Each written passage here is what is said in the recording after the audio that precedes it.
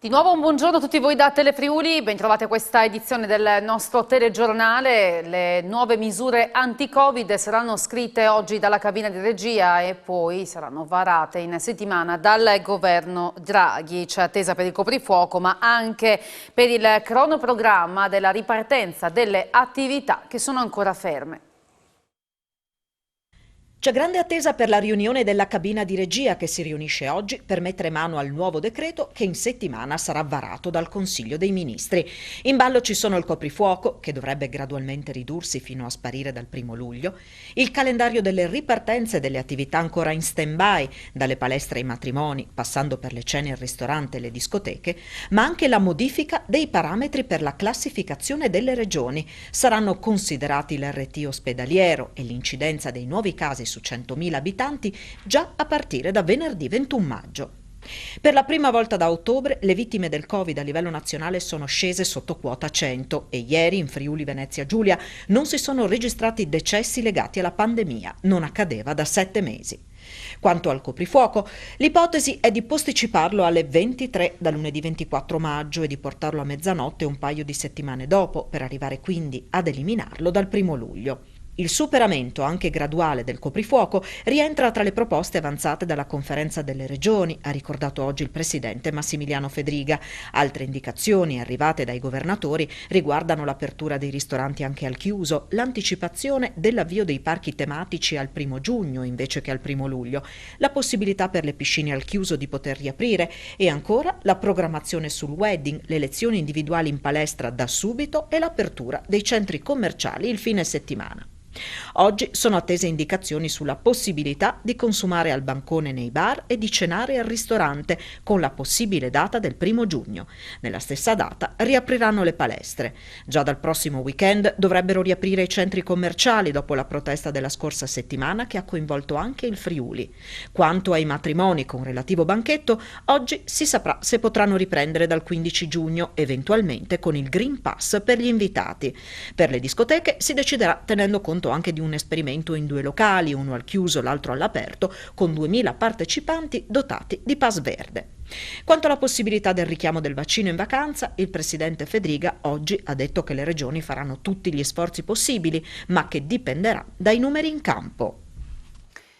Alle 10 di questa mattina erano già 14.343 le persone tra i 40 e i 49 anni che hanno prenotato la somministrazione del vaccino anti-Covid, valore pari a 8.210 unità alle 9. Di queste, 3.866 risiedono nell'area dell'azienda del Friuli Occidentale, 5.897 nel Friuli Occidentale e 4.580 invece nell'area di Asugi. Alla stessa ora l'adesione totale alla campagna vaccinale in Friuli Venezia Giulia, compresa dunque la fascia 40-49, erano 15.984, la maggior parte delle quali avvenute rivolgendosi alle farmacie abilitate, più di 9.000. Il maltempo della scorsa notte ha richiesto l'intervento dei vigili del fuoco in diversi comuni del Friuli Venezia Giulia. A causa di una frana è stata temporaneamente chiusa la statale 54 a Pulfero in direzione Slovenia, riaperta solo in mattinata a senso unico alternato. Smottamento anche a 300, caduta alberi e rami poi a San Vito al Tagliamento, Ronchi dei Legionari, zona Miramare e San Vito al Torre, allagamenti in uno stabile a San Daniele e un fulmine ha colpito un quadro elettrico a Muzzana del Torniano. Le condizioni meteo poi sono migliorate a metà mattina. Ed è stata inaugurata questa mattina nella sede della terza circoscrizione in via Cividale, la sede decentrata dell'ufficio anagrafe del comune di Udine. In questo modo, fa sapere il sindaco Pietro Fontanini, puntiamo anche ad accorciare i tempi per il rilascio e il rinnovo della carta d'identità, tempi che attualmente sono lunghi. È uno sportello dedicato alle carte d'identità e altri documenti che si fanno in anagrafe, senza venire in centro città, in via Beato Dorico da Pordenone, dove è la sede dell'anagrafe del comune. Abbiamo installato in questo luogo, qui nella sede della circoscrizione, uno sportello per il rilascio delle carte d'identità. C'è qui la macchina, si fanno tutte le pratiche con tempi più ristretti rispetto a quanto avviene a Udine. Abbiamo voluto portare sul territorio queste opportunità anche perché c'è una lista d'attesa abbastanza lunga e quindi in questo modo cerchiamo di accorciare i tempi per il rilascio di un documento fondamentale e importante come la carta d'identità.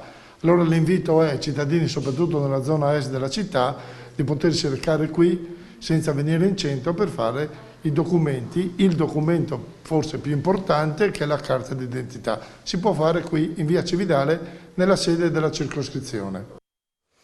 Dagli inizi di giugno in poi riprenderà progressivamente il traffico aereo di una certa consistenza dall'aeroporto di Ronchi dei Legionari con tutte le destinazioni in esercizio prima della pandemia ma con un numero di frequenze inferiori.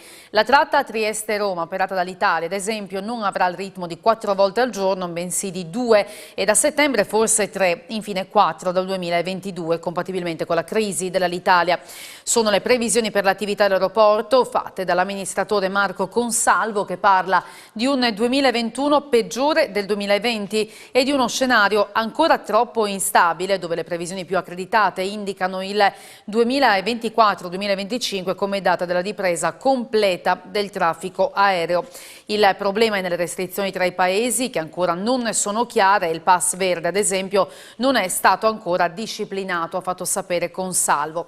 La pandemia ha costretto alla chiusura molte compagnie aeree mentre quelle di bandiera sono state finanziate dagli stati, altre sono fallite e quindi si assisterà forse ad aggregazioni perché molte non si sosterranno da sole. Quanto al bacino di Ronchi, Consalvo ha fatto sapere che il 60% dell'utenza regionale va a Venezia perché c'è un'offerta maggiore, viene però intercettato il 10% del bacino della Slovenia perché Lubiana ha più collegamenti con il nord Europa, non con le isole, con il meridione e infine c'è la Carinzia che ha solo un aeroporto importante, Vienna, che però è lontano. Oggi Ronchi, che ha in cassa integrazione 130 dipendenti, registra un meno 80% rispetto al 2019 e il 2020 ha chiuso a meno 73% sull'anno precedente. Le Fucine Caffè e Bistrò di Butrio ha ottenuto l'affiliazione a Io Sono FVG con l'impegno di scegliere fornitori regionali attenti alla sostenibilità. Il locale è nato all'interno dell'ex stazione di servizio realizzata dall'architetto Marcello D'Olivo e che è stata restaurata per il centenario della nascita. Aperto da poche settimane, Le Fucine di Butrio può vantare già una collaborazione molto importante. Il rinnovato locale di Butrio, realizzato nell'ex stazione di servizio disegnata da Marcello D'Olivo, entra a far parte del network Io Sono Friuli Venezia Giulia, potendo esporre il marchio dorato riservato alle attività che scelgono fornitori regionali attenti alla sostenibilità. Il brand regionale incentrato sul territorio, cucina di prossimità e qualità degli ingredienti ha ricevuto la richiesta di adesione delle Fucine Caffè e Bistrò tramite AgriFood FVG, che gestisce il marchio per conto della regione, concedendo in poco tempo l'adesione. Lo staff, guidato dallo chef Andrea Fantini, ha creato un menù frutto di attente ricerca sulle materie prime provenienti dal Friuli Venezia Giulia, seguendo il susseguirsi delle stagioni. A seguito dell'affiliazione, lo staff delle Fucine ha visitato alcune delle aziende Io Sono FVG, presso cui rifornirsi. Le Fucine Caffè Bistrò è nato all'interno dell'ex stazione di servizio, commissionata dalle Officine Danieli nel 1962 a Marcello D'Olivo, ristrutturata con la volontà di mantenere lo stile originale a 100 anni dalla nascita dell'architetto. Grifoni in pericolo a causa degli ultraleggeri, 80 rapaci in fuga durante l'ultimo sorvolo. Le ripetute presenze a bassa quota sopra la riserva di Cornino allontanano gli esemplari. Il comune di Forgaria scrive a Fedriga per chiedere un intervento tempestivo. La ripetuta violazione dello spazio aereo sovrastante la riserva naturale del lago di Cornino, frequentemente attraversato da velivoli ultraleggeri, in particolare parapendia a motore, sta mettendo in serio pericolo la popolazione di grifoni che gravita sull'area. L'ultimo episodio, risalente a pochi giorni fa, ha provocato la fuga di oltre 80 avvoltoi, alcuni dei quali in fase di alimentazione nel carnaio della riserva, rifornito dagli operatori della Coop Aves che gestisce il sito. Il sindaco di Forgaria nel Friuli, Marco Capolino e l'assessore alla riserva Pierluigi Molinaro hanno così inviato una comunicazione urgente al governatore Massimiliano Fedriga. I sorvoli inoltre vengono effettuati ad altitudine non consentite anche sopra gli abitati di San Rocco e Cornino, creando disturbo alla quiete pubblica e soprattutto condizioni di estrema pericolosità per gli abitanti.